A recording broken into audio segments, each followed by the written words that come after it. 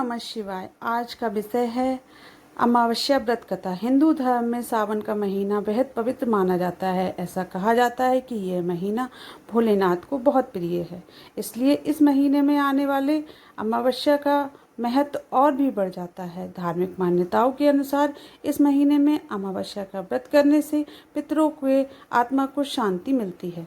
यदि आप भी सावन अमावस्या के दिन अपने पितरों की आत्मा की शांति के लिए व्रत रखने की सोच रहे हैं, तो आपको उस दिन इस कथा को जरूर पढ़ना चाहिए।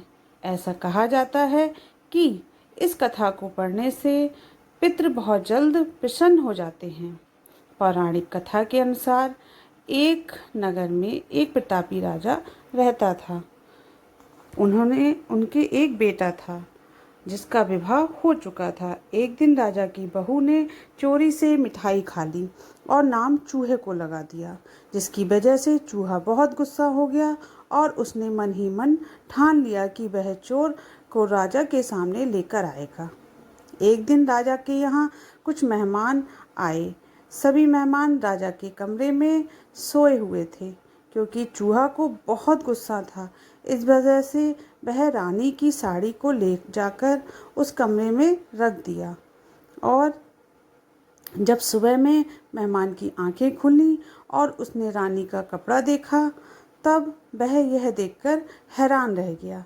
जब राजा को इस बात का पता चला तो उसने अपनी बहू को महल से निकाल दिया। महल से निकालने के बाद रानी रोज शाम में दिया जलाती और ज्वार उगाने का काम करती थी। वह रोज पूजा करके गुड़धानी का प्रसाद बांटती थी।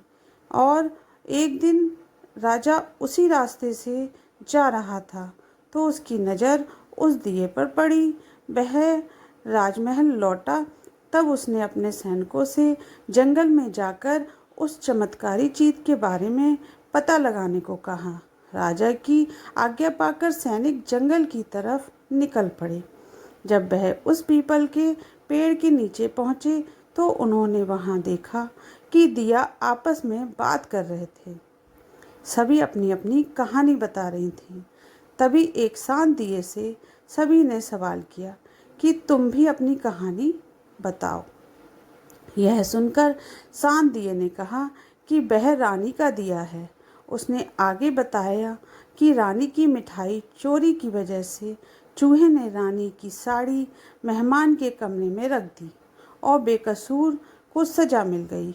सैनिक ने दिए की सारी बातें सुन ली और यह बात राजा को जाकर बताई। राजा को जब इस बात का पता चला तो उसने रानी को वापस महल में बुलवा लिया।